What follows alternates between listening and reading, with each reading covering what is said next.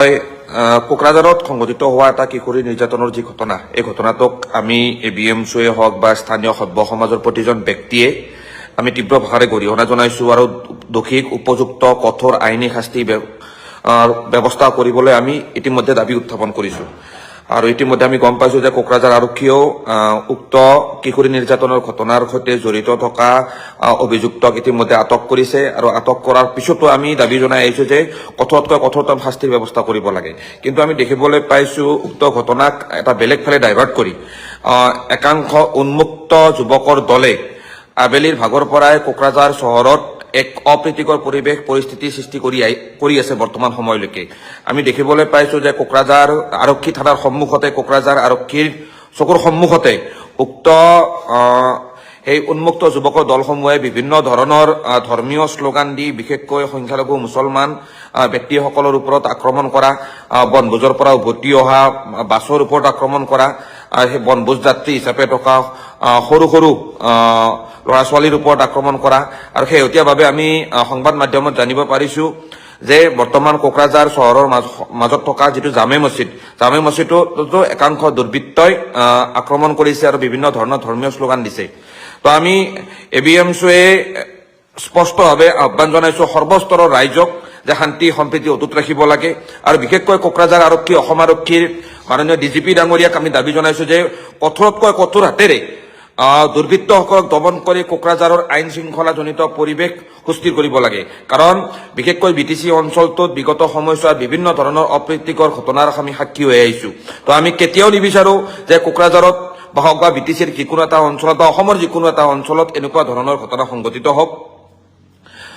ইতিমধ্যে কোকৰাঝাৰখন যিহেতু BTCৰ সদৰ, তো আমি BTCৰ মুখ্য কাৰ্যবাহী সদস্য হাগ্ৰামা মহিলাই ডাঙৰীয়া, অসমৰ মাননীয় মুখ্যমন্ত্ৰী হিমন্ত বিশ্ব শৰ্মা ডাঙৰীয়াক আমি স্পষ্টভাৱে দাবী জনাইছো যে শীঘ্ৰে এই বিষয়সমূহত হস্তক্ষেপ কৰিব লাগে আৰু কোকৰাঝাৰ চহৰত শান্তিপূৰ্ণ পৰিস্থিতি উভতাই আনিব লাগে।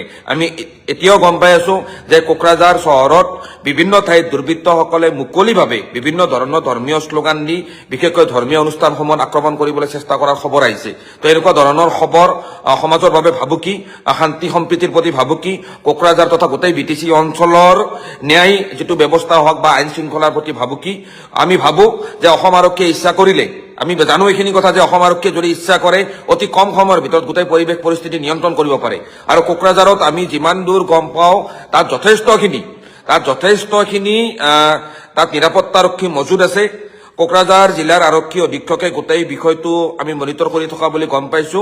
কিন্তু যিখিনি ব্যৱস্থা গ্ৰহণ কৰিব লাগে সেইখিনি যেন যথাযোগ্য হোৱা নাই। কোকৰাঝাৰৰ দৰে এটা বিগত সময়ছোৱাত এটা স্পৰ্শকাতৰ ইতিহাস থকা অঞ্চল এটাত কেনেকৈ আচলতে এনেকৈ দুৰ্বৃত্তই মুকলিভাৱে এনেকৈ তাণ্ডৱ চলাব পাৰিছে। কোকৰাঝাৰ আৰক্ষী থানাৰ সন্মুখত আপোনালোকে নিশ্চয় দেখিছে মুকলিভাৱে অন কেমেৰা বিভিন্ন সংখ্যালঘু যুৱকক আক্ৰমণ কৰা হৈছে। তো এনেকুৱা ধৰণৰ ঘটনা আহি থকা ভৱিষ্যতৰ বাবে ভাল সংকেত নহয়। আমি পুনৰবাৰ ABMC আহ্বান জনাইছো।